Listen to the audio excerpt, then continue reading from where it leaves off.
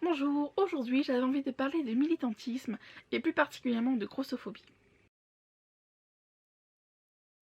La grossophobie, c'est la lutte contre les violences faites aux personnes grosses.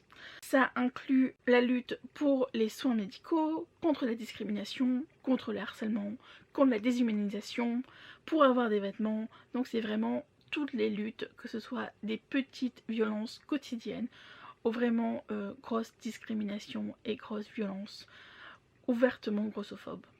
Alors il y a souvent des gens qui vont dire c'est l'apologie de l'obésité, blablabla. Alors non, personne n'a jamais dit que c'est bien d'être gros, soyez gros, grossissez, bon, ce genre de choses. On est simplement en train de dire on est là, on existe. On veut être traité avec respect, on veut de la dignité, on veut être traité humainement, point. Actuellement, la lutte contre la grossophobie, c'est pas encore ça, c'est pas encore vraiment formé, c'est pas vraiment une communauté. Dans la communauté grande taille, on se focalise surtout sur le bien-être, les apparences, les vêtements, et c'est bien. C'est vraiment très important parce que c'est lié à la dignité, c'est lié à la confiance en soi et c'est vraiment très important de savoir qu'on peut s'aimer. Mais ce n'est pas pour moi la lutte contre la grossophobie ou du militantisme et je vais vous expliquer pourquoi. Déjà parce que la lutte contre la grossophobie, c'est vraiment plus que ça, c'est vraiment lutter contre les discriminations, les violences quotidiennes. Ce sont des sujets douloureux, ce sont beaucoup de souffrances et on ne peut pas limiter ça à l'apparence ou au fait d'être beau ou au fait d'être acceptable.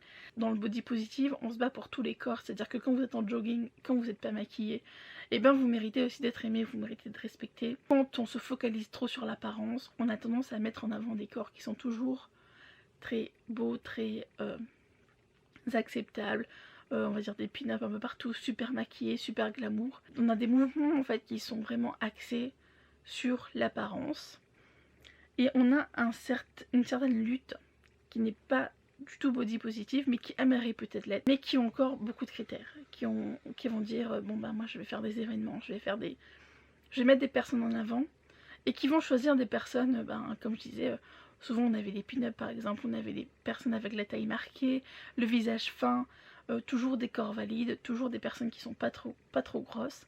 Donc ce n'est pas du militantisme, ce n'est pas body positive, même si on voudrait que ça le soit et même si on dit que ça l'est, ça ne l'est pas. Un autre aspect qui est assez dérangeant, c'est de toujours dire moi je suis body positive, je suis pour tous les gros. Les gens que je mets en avant sont en bonne santé.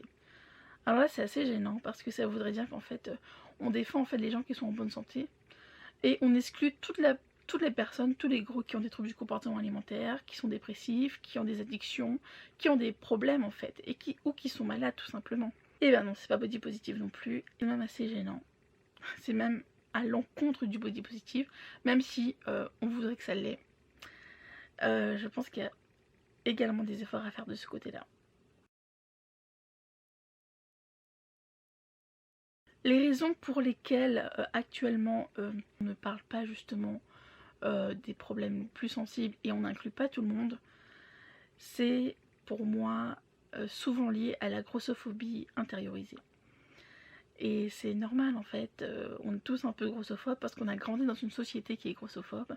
Et avant de remettre ça en question, et ben on a intégré tout ça. Et il y a des gens qui se disent, toute ma vie on m'a insulté, on m'a dit que t'es grosse, tu ne mérites pas ci, tu ne mérites pas ça, on a été rejeté. Et bien des gens qui finissent par croire que c'est vrai, que c'est normal. C'est normal d'être rejeté, c'est normal d'être violenté, c'est normal parce qu'on est hors norme. Et quand on est hors norme, on ne mérite pas d'être aimé. Et en soi, c'est tout à fait normal. Là où ça pose problème, c'est quand on se dit body positive et on se dit militant et qu'on veut aller dans ce sens et qu'on se confronte à ses propres complexes et à ses propres idées et qu'inconsciemment ou consciemment, on va mettre certains critères. Et à partir du moment où il y a des critères, eh bien il y a des gens qui sont exclus. Par exemple, des gens qui vont dire bon bah moi je vais faire des événements, je suis grosse, je veux qu'on accepte tous les gros, mais qui au fond auront certains complexes et vont dire bon bah j'aime pas mes bras, j'aime pas mes jambes, et qui vont plutôt privilégier les gens qui n'auront pas ces caractéristiques là en fait, pour pas être envoyés à ses propres complexes, et qui vont peut-être inconsciemment ou consciemment rejeter les gens qui vont être plus gros, handicapés, trans ou peu importe en fait. C'est vraiment un problème qu'on a tous en nous et il faut vraiment lutter contre faut vraiment s'en rendre compte. La deuxième raison pour laquelle les gens veulent être body positive mais ne le sont pas vraiment, c'est parfois pour des raisons marketing.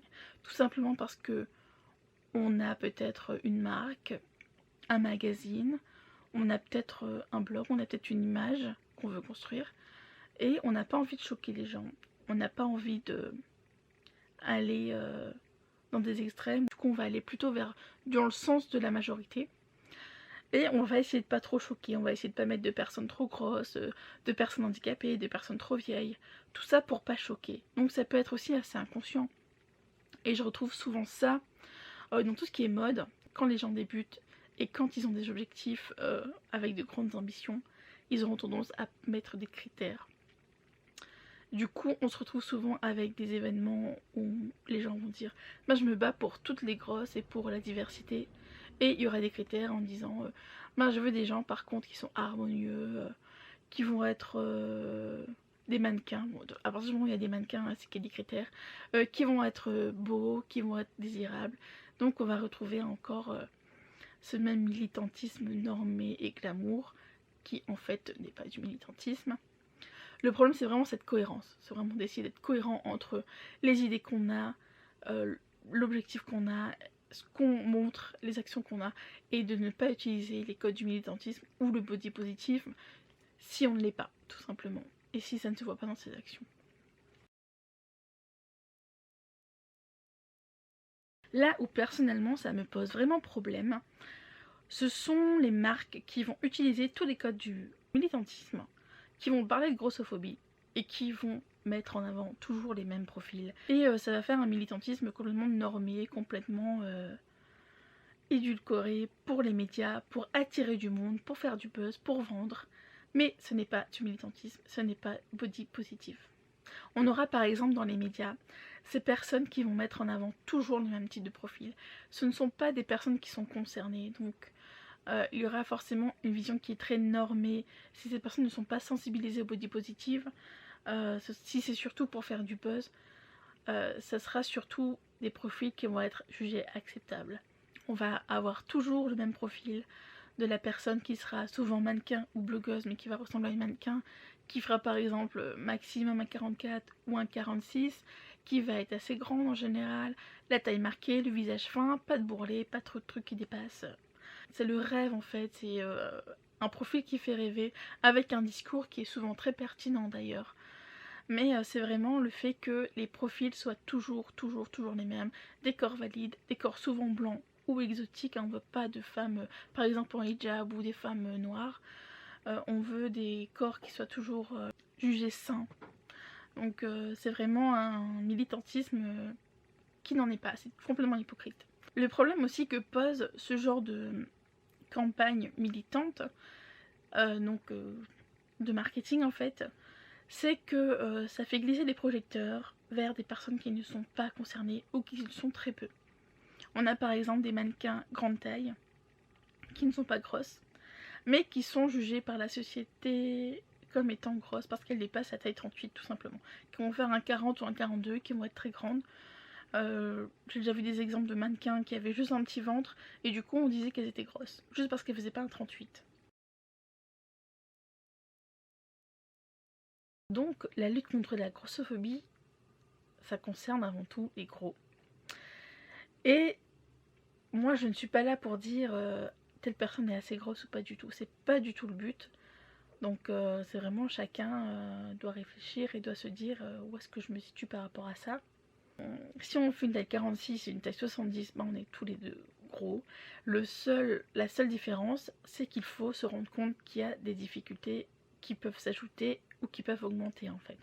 Plus on est gros, plus on va être déshumanisé, plus on va avoir des difficultés, plus on va avoir des problèmes dans les espaces publics pour trouver du matériel médical, on va dire ça augmente en grossissant, et plus on a des personnes très grosses, et moins on va les voir en fait, moins elles vont s'exprimer.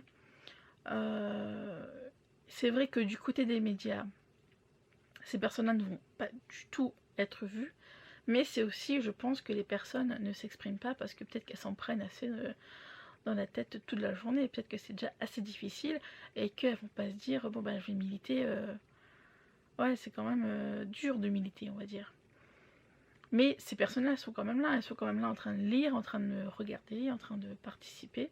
C'est juste que du côté militantisme, on n'a pas toutes les personnes grosses, on a surtout les personnes qui sont le plus actives dans la communauté.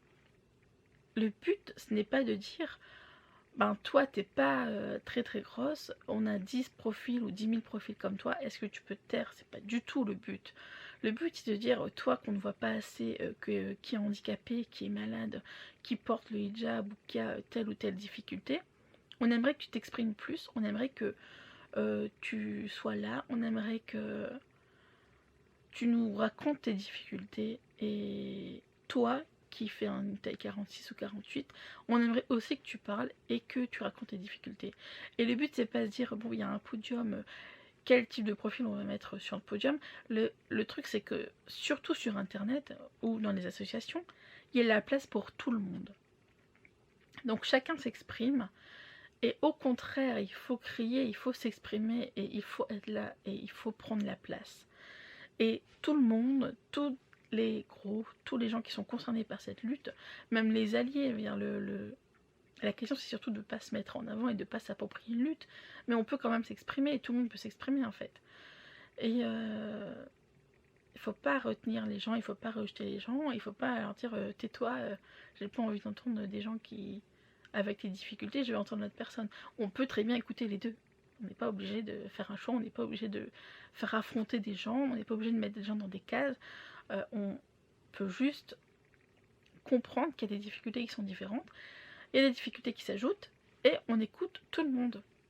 Et on met tout le monde en avant, tout simplement. Alors pour militer, on fait comment? Alors comme je l'ai déjà dit, pour moi, c'est vraiment... ça commence déjà par une remise en question. Donc c'est déjà assez difficile quand on arrive.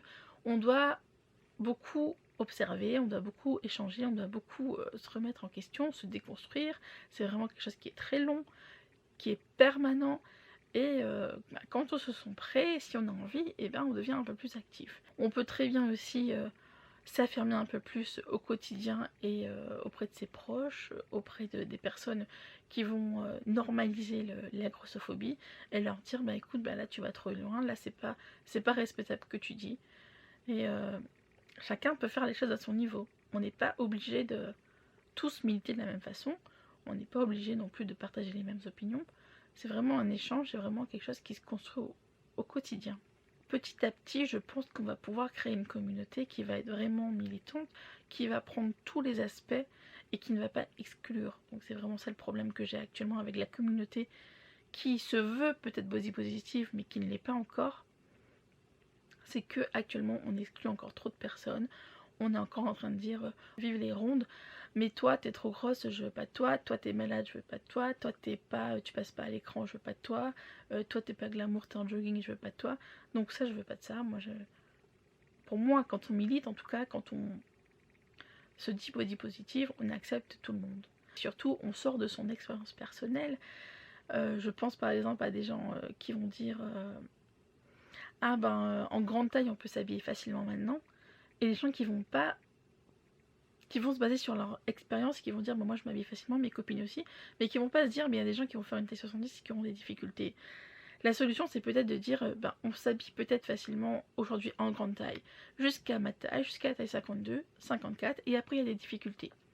Donc c'est juste des petits pas en plus pour inclure un maximum de personnes et rapporter une réalité plus complète. Donc j'espère que mon point de vue a été clair, parce que c'était assez compliqué, c'est assez sensible comme sujet. J'y réfléchis depuis des années, mais c'est vrai que c'est difficile à formuler. Pour moi, on va vers un militantisme qui est vraiment body positive. Il faut juste quelques petites remises en question et quelques petits ajustements. Et j'espère vraiment que chacun pourra y mettre du sien et militer à sa façon et à son niveau, et qu'on pourra construire quelque chose ensemble. Merci d'avoir regardé la vidéo jusqu'à la fin. J'espère qu'on pourra échanger encore autour de la grossophobie ou du body positive, et je vous dis à bientôt dans de nouvelles vidéos. N'hésitez pas à laisser des commentaires, que vous soyez d'accord ou pas. Me retrouver sur Twitter ou sur Facebook. Bonne semaine, à la semaine prochaine pour une nouvelle vidéo.